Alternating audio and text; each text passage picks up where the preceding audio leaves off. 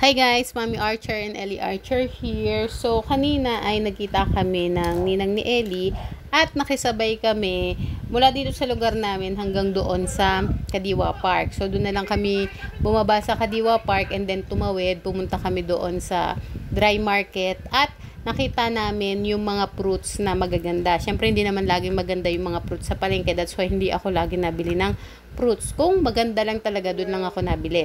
Ngayon, bumili kami ng kanyang apple and then nakita niya yung kiwi. So, nung bata si Ellie, palagi ko siyang pinapakain ng kiwi, like mga 1 year old, 2 years old siya.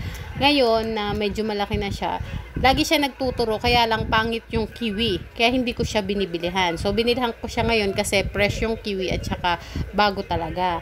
And then, umikot na kami para bumili ng aming mga pangangailangan sa pagluluto, especially yung aking favorite na mustasa.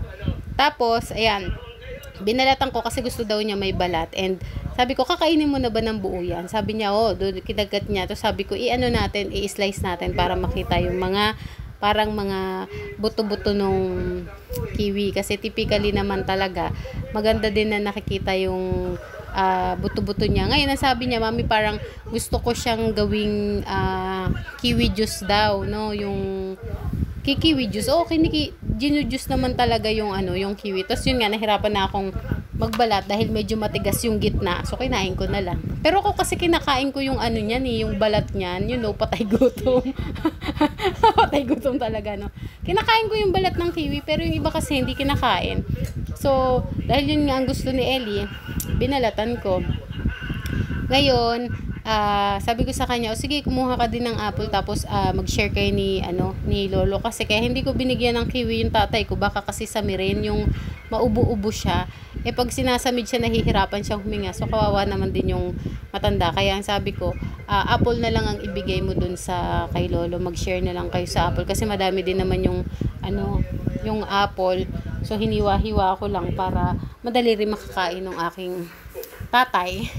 Tapos, kaya nakatanggap kami ng good news galing dun sa teacher ni Ellie na siya daw po ay merong award. So yun, kinongratulate ko si Ellie. At the same time, din ako nakapag-chika-chika kay teacher kasi marami pa rin akong gagawin para dun sa jail ministry matapos na yung second batch para doon sa April 7 and April 9. And after that noon, wala nang manggugulo dahil sisimulan ko na po yung Brigada Eskwela na mga sabon. So, talagang pinag-aaralan ko na maigi kung ano yung pwede kong gamitin sa Brigada Eskwela. At dahil may pasok na bukas, manunugod garden ako doon sa school. Kahit wala doon si teacher, nandun naman si Manong, yung asawa ng teacher ko, no?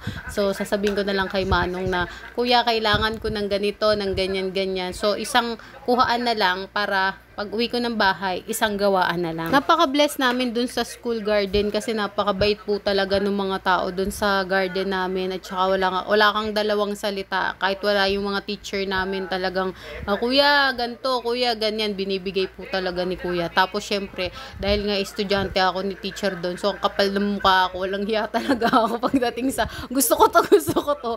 So yun, hihingi tayo ng basil. Actually, hindi naman tayo hihingi. Bibili tayo ng basil, syempre para din may balik na ipapantanim yung ating mga teacher doon, no? Sobra nang kakapalan ng pagmumukha ko, hindi na ako nagbago. So, yun lang guys, nagmukbang fruit si Ellie and God bless everyone!